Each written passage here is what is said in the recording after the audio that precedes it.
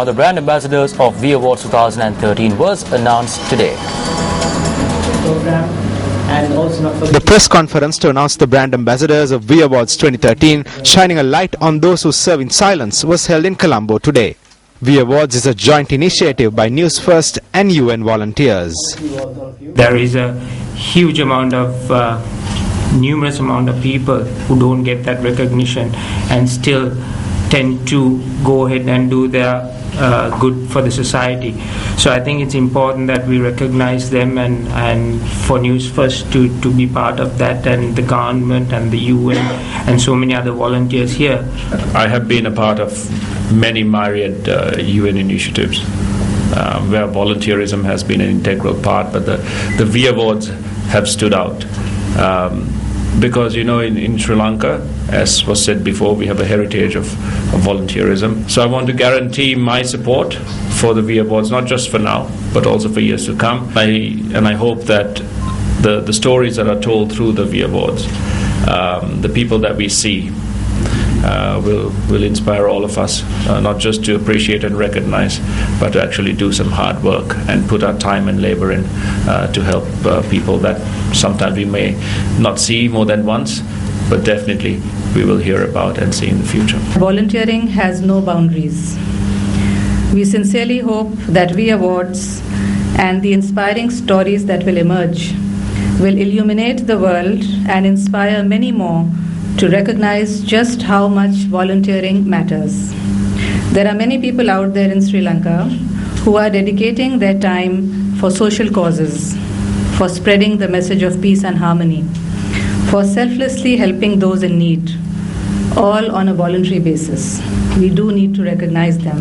The acceptance of nominations for V Awards 2013 will close on the 15th of September.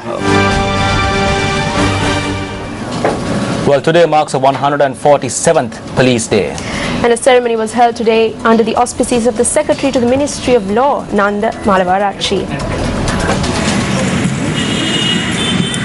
The ceremony was held at the Police Field Force headquarters. The Police Cultural Squad added colour to the event with their performance.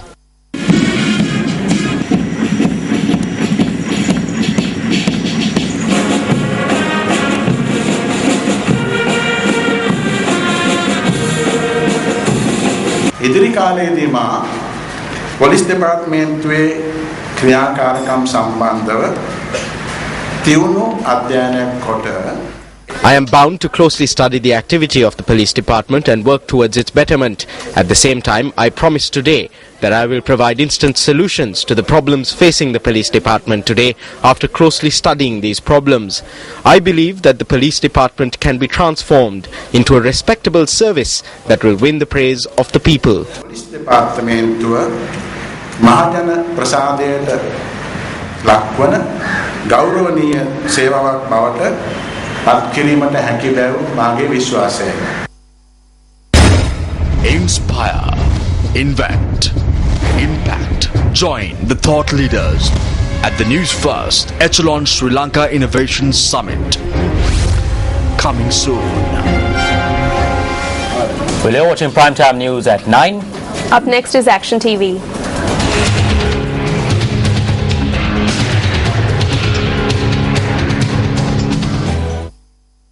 This footage bears testament to the fact that the administration of the Dharmapala Vidyalaya in Ahaliyagoda was in a sorry state. On the 10th of August, Action TV carried an expose on the matter that preempted this collapse in administration. The matter in question was the transfer of a vice principal and 2 teachers at Dharmapala Vidyalaya. The transfers were issued by the Provincial Secretary of Education considering an entanglement of ropes that took place when Minister Pavitra Wanyarachi was raising the national flag at an event held at the school on the 8th of June. It is debatable as to how the Provincial Education Secretary arrived at the conclusion that the Deputy Principal and the 2 teachers were responsible for the mishap in the flag hoisting ceremony when the flag, the ropes and the flagpole have been used many times prior to this in the same state for the daily ritual of hoisting the national flag at this school. 70 teachers at Dharmapala Vidyalaya handed in sick notes and did not report to work today as a mark of protest against the 3 transfers. A similar situation that arose in Dharmapala Vidyalaya today could arise in Kawantissa Vidyalaya in Ampara tomorrow. This is because the grade 11 mathematics teacher at this school has been transferred effective this afternoon with just over 3 months to go for the GCE O-level examinations. The cause for this transfer has also been exposed by Action TV on a prior occasion. The expose was in relation to an incident where the principal of the school is said to have come to the grade 11 classroom of which the mathematics teacher was in charge and assaulted students with a club.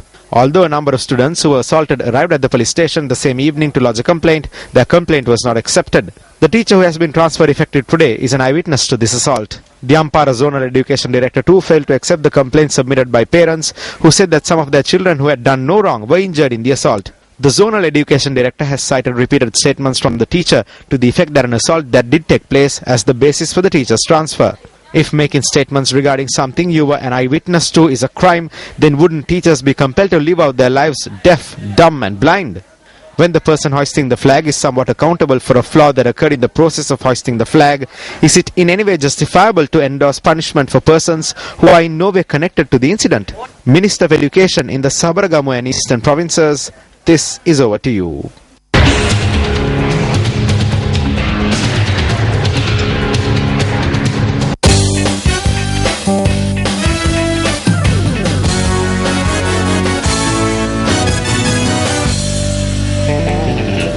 The Western Province emerged winners once again at the 39th National Games, which was held at the Jayathilaka Stadium in Navalapitiya.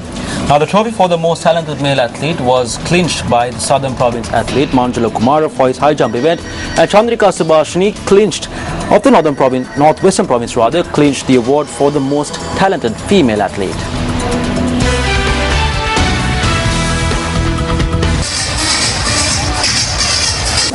A new event record for the javelin throw was set by Nadika Lakmali, who was among the finalists at the World Athletic Championships with a distance of 57.89 meters. GAC Nadishan of the Central Province won gold in the men's 100 meters event, clocking a time of 10.96 seconds. Jani Chaturangani Silva of the Northwestern Province won the 100-meter women's sprint, clocking a time of 12.28 seconds. The gold medal for the 4x400-meter women's relay was secured by the Southern Province, clocking a time of 3.48 minutes.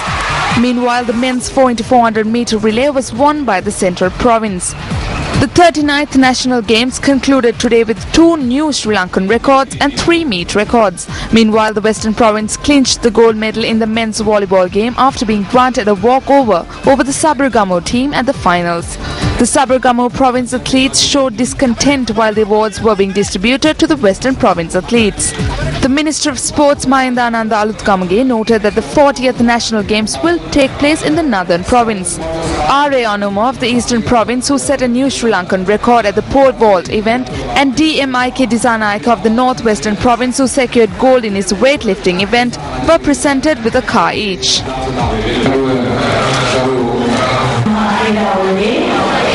All the news for today. For the News First, I'm Nicola D'Zoiza. And I'm Shahan Jurangpati. Good night and take care. News First at 9.